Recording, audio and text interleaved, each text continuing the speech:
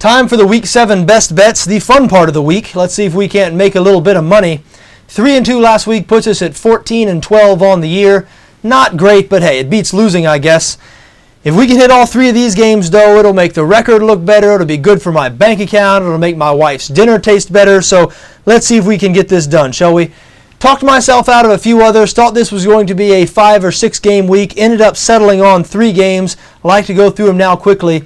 Starting with the San Diego Chargers, traveling to Jacksonville to take on the Jaguars. San Diego installed as a 9.5 point favorite on BETDAQ, but the Chargers can be had at better than even money at minus 9.5. That is because this line has gone down to 7.5, even 7 at most books around the world. And I wouldn't be surprised if BETDAQ adds another market on this game a few hours before kickoff, so you be sure to check back if you feel like laying 7 or 7.5 instead of 9.5. But even at 9.5, I feel like the Chargers are the right play here, and I'm well aware of the line move in the other direction. That does not bother me at all, because I know that most of the people who like the Jags here, and there are a lot of people who like the Jags this week, definitely more than any other week this season. I've heard people making cases for the Jacksonville Jaguars, and they all sound basically the same.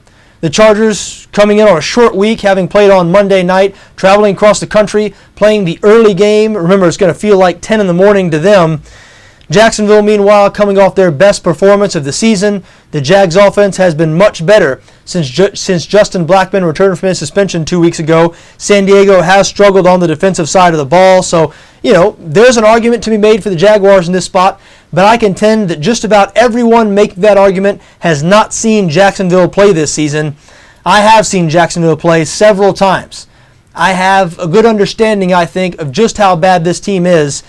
And hey, their play on the road in Denver last week, the best they've played all year, even though they lost by 16, to me that created opportunity here, because if they were beaten 42-3 like many people expected them to be, this line would probably be San Diego minus 13 or something like that. As soon as I saw the Chargers were only laying a single-digit number here, I knew it was a good spot to pounce. The Jacksonville Jaguars, they might as well be the bad news bears. If you watch them play, everyone who watches them play who has not seen them play yet this year, the first time you see this team play, it's like you have an epiphany. You're like, oh, this is what people have been talking about. This is what historically bad looks like. The Jags last in the league in yards per game, points per game, next to last in points allowed, last in rushing defense. This is a team that only produces 11 points per game and allows 33 points per game. There is no bright spot on this Jacksonville Jaguars roster, with the exception, I guess, of Justin Blackmon, who is a really good young wide receiver. But I'm sorry, that is just not enough. The San Diego Chargers, an excellent offense, top 10 in the NFL in yards per game and pass yards per game. Phillip Rivers looks like a new man under Mike McCoy this season, and they're just going to be too much for Jacksonville. Listen, I think San Diego is going to have a double-digit lead at halftime of this game. I think they're going to cruise to an easy victory. I understand the Jaguars side here. I understand the argument for the Jaguars as a situational play, and really that just makes me like the Chargers even more. I know oftentimes when you see a line move in the opposite direction from the side you like, that sometimes makes you a little nervous. It does me too. In this situation, though, it doesn't make me nervous at all. Totally understand that line move. Totally understand the reasoning a lot of people have behind a Jaguars bet, but I guarantee you most of those people just haven't seen the Jags play. Let's face it, not many people have seen the Jags play this season. They're never televised outside their local market, and people who have DirecTV, people who have the League Pass, the Sunday ticket that is, League Pass is NBA, a lot of times they're not going to choose to watch the Jaguars unless they're involved in the game. I live here in Jacksonville. I see the Jaguars play quite a bit. Like I said, I think I have a good beat on this team, and I feel very good about the San Diego Chargers covering 9.5. Feel even better about them covering 7 or 7.5. But I feel good about them covering 9.5 on Sunday in Jacksonville. Next game I want to talk about, Cincinnati Bengals going on the road to face the Detroit Lions. Detroit installed as a 1-point favorite on BETDAQ. 47 is a total here, and it is that total that I'm taking a look at in this game. I think 47 is a little high. I think with this game you have two teams that are a little overrated on offense. Detroit is known for that explosive offense, and indeed, they can produce yardage in gobs. Detroit, once again, top 10 in the league in total offense and pass yards per game. But remember last season, The Lions finished third in the NFL in yards per game, only 17th in points per game. This is a team that sort of specializes in empty yardage. We saw 2 weeks ago they only produced 9 points against the Green Bay Packers defense that is not very good.